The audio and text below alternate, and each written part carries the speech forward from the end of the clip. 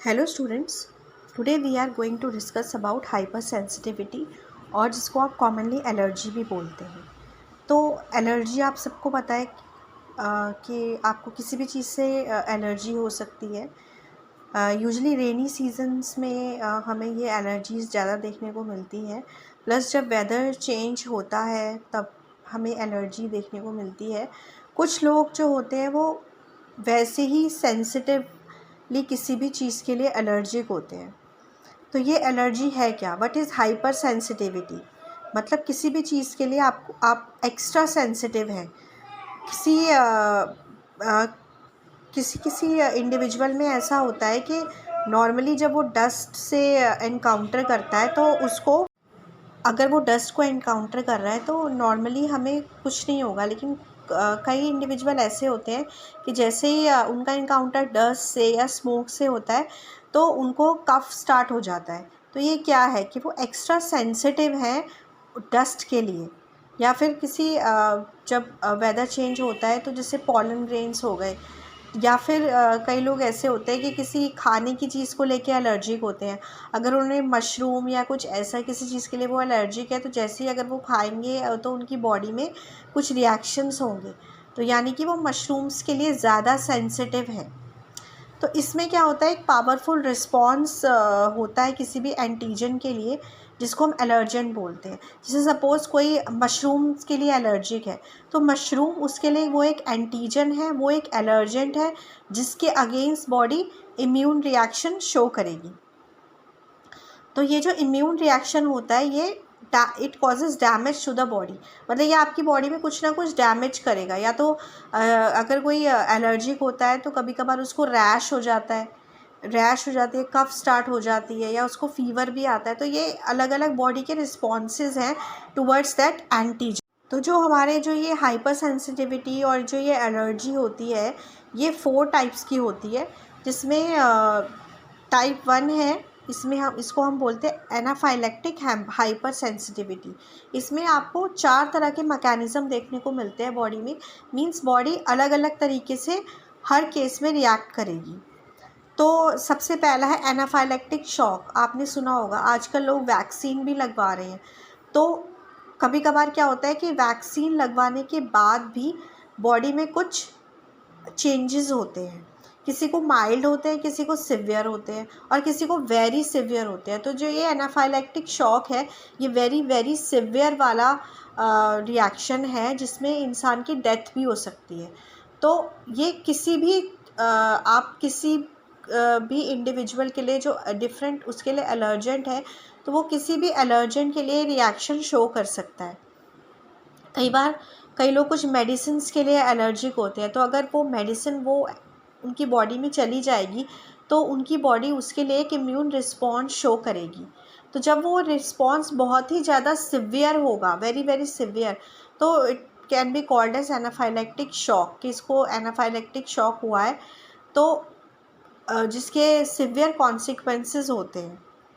तो इसमें क्या होता है, ये उन इंडिविजुअल्स में होता है जिनके अंदर क्या होता है, inherited high levels of IG antibodies होती है। तो हमारी बॉडीज़ में आप सबको पता है कि एंटीबॉडी होती है, कुछ आईजीई होती है, कुछ आईजीजी होती है, कुछ आईजीएम होती है। तो जिनके अंदर ये आईजीई वाली एंटीबॉडी है तो उनके अंदर ये एनाफाइलेक्टिक शॉक, जो ये एनाफाइलेक्टिक हाइपर सेंसिटिविटी है ये ज़्यादा देखने को मिलती है। इसमें जैसे कि suppose when your body is exposed to allergen, high levels of antibody activate mast cells and basophils which release their granular contents। तो जैसे ही आपकी बॉडी में वो एलर्जेंट आएगा तो आपकी बॉडी में मास्ट सेल्स और बेसोफिल्स रिलीज़ होंगे जो अपने ग्रैनुलर कंटेंट्स रिलीज़ करेंगे। उसके बाद इसमें सबसे ज़्यादा जो मोस्ट इम्पॉर्टेंट आ जाता है वो है हिस्टामिन। हिस्टामिन का क्या रोल होता है, ये एक्ट करता है as a bronchoconstrictor of smooth muscle. तो जो हमारे एयरवेज में जो हमारी स्मूथ मसल्स होती हैं ये क्या करता है, उसमें वैसो कॉन्स्ट्रिक्शन कर देता है, ब्रोंको कॉन्स्ट्रिक्शन कर देता है। और जो ब्लड वेसल्स है उसमें ये क्या करेगा, वैसो डायलिटेशन, जिसकी वजह से जो फ्लूइड है वो निकल के आपका टिश्यू एरिया में आ जाता है and it can cause oedema. जिसको आप स्वेलिंग भी बोलते हैं। As you see in the picture, type 1 which is called as anaphylactic, इसमें देखिए इसमें है एंटीजन, एंटीजन है। अब एंटीजन आपकी बॉडी में एंटर किया, उसके अगेंस्ट आपकी बॉडी ने मास्ट सेल्स और बेसोफिल्स रिलीज़ किए, ठीक है। उसके बाद क्या हुआ, ये जो एंटीजन है और ये जो एंटीजन है और ये जो मास्ट सेल्स और बेसोफिल्स है, इनका रिएक्शन हुआ। उसके बाद ये है degranulation leading to the large amount of inflammatory mediator histamine में रिलीज। जब इसका डीग्रैनुलेशन हुआ तो इसके अंदर जो हिस्टामिन था वो रिलीज़ हो गया। तो हिस्टामिन का मैंने आपको बता दिया कि वो रिस्पॉन्सिबल होता है वैसोडाइलेटेशन के लिए, ब्रोंको कॉन्स्ट्रिक्शन के लिए। तो आप जिसको भी ये होगा उसको सांस लेने में परेशानी होगी, पूरी बॉडी में इन्फ्लेमेटरी चेंजेस होंगे, ठीक है, which can be very severe. और कई बार जिसको ये एनाफाइलेक्टिक हाइपर सेंसिटिव रिएक्शन होता है, ये मेडिसिन में भी काफ़ी बार ये ठीक हो जाता है, इसके लिए आपको मेडिसिन दी जाती है। तो ये था आपका टाइप 1 एनाफाइलेक्टिक हाइपर सेंसिटिविटी। अब इसके बाद हमारा जो नेक्स्ट आ जाता है वो है साइटोटॉक्सिक, साइटोटॉक्सिक हाइपर सेंसिटिविटी। इसमें क्या होता है कि जब एक antibody reacts against antigen, the result is destruction for bodies own tissue. कई बार ऐसा होता है कि बॉडी में एंटीजन आया, एंटीबॉडी रिएक्शन हुआ, तो ये नॉर्मल इम्यून रिस्पॉन्स है। लेकिन कई बार बॉडी क्या करती है, अपने ही जो बॉडी के टिश्यूज़ हैं उनको एज अ एंटीजन लेती है और ये उनके अगेंस्ट वर्क करती है। तो जैसे कि ट्रांसफ्यूजन रिएक्शन, ट्रांसफ्यूजन रिएक्शन में क्या होता है कि जैसे कि आपने किसी को ब्लड दिया और कई बार क्या होता है कि वो ब्लड उस डोनर के साथ रिसिपिएंट से मैच नहीं कर रहा, तो उसकी बॉडी में ट्रांसफ्यूजन रिएक्शन होगा, एंटीजन एंटीबॉडी कॉम्प्लेक्सेस बनेंगे, जिसकी वजह से एक इन्फ्लेमेटरी रिस्पॉन्स जनरेट होगा, बॉडी में सिम्टम्स आएंगे, स्वेलिंग, फीवर, यही सांस लेने में तकलीफ़। तो ऐसे सब रिएक्शंस होते हैं। और जैसे कि haemolytic disease of the newborn, कई बार आपने देखा होगा कि न्यूबॉर्न बेबी में भी ये हीमोलाइटिक रिएक्शन होता है। इसमें भी जो मिसमैचिंग होती है बच्चे के और माँ के ब्लड के बीच में, उसकी वजह से क्या होता है कि एंटीजन एंटीबॉडी रिएक्शंस होते हैं। कई बार क्या होता है, मदर RH फैक्टर इसमें बहुत इंपॉर्टेंट है। मदर जो है वो RH नेगेटिव है बट बच्चा RH पॉजिटिव है, तो उसकी बॉडी से एंटीबॉडी रिलीज़ होगी, उसके ब्लड में एंटीबॉडीज़ होगी।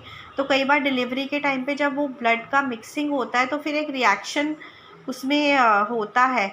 तो बच्चों में कई बार देखा गया है जॉन्डिस वगैरह भी होता है, वो due to this only RH factor की वजह से होता है। तो one of the cause is RH factor. तो इसमें हमारा ये है कि ये जो न्यूबॉर्न में हीमोलाइटिक डिजीज़ होता है, ये भी एंटीजन एंटीबॉडी के रिएक्शन की वजह से जो इम्यून कॉम्प्लेक्सेस बनते हैं, तो वो उसकी वजह से उसमें हीमोलाइटिक डिजीज़ होता है। नेक्स्ट जो हमारा है वो है टाइप 3, जिसको हम immune complex mediated hyper sensitivity बोलते हैं। इसमें भी हमारा एंटीजन एंटीबॉडी कॉम्प्लेक्स बनता है जो बॉडी को क्लियर करना होता है। जैसे कि अब लास्ट 2 में भी सब में इम्यून कॉम्प्लेक्सेस बन रहे हैं, लेकिन लेटर ऑन बॉडी उसको क्लियर कर देती है बाय फैगोसाइटोसिस। तो कई बार क्या होता है कि वो क्लियर नहीं हो पाते, मतलब इम्यून रिएक्शन इतना ज़्यादा था कि वो जो कॉम्प्लेक्सेस बने हैं वो बॉडी अच्छी तरीके से उसको क्लियर नहीं कर पाई, तो वो जाके डिपॉजिट हो जाते हैं हमारे ऑर्गन्स में से। One of the major organ is kidney, क्योंकि लार्ज जो है कार्डियक आउटपुट जो है हमारा किडनी पर जाता है, क्योंकि किडनी से जो है हमारा ब्लड प्यूरिफाई होता है, जो भी हमें न्यूट्रिएंट्स वगैरह हमारी बॉडी को चाहिए वो सब वहाँ पे फ़िल्टर होते हैं और वापस हमारी बॉडी में सर्कुलेट होते हैं।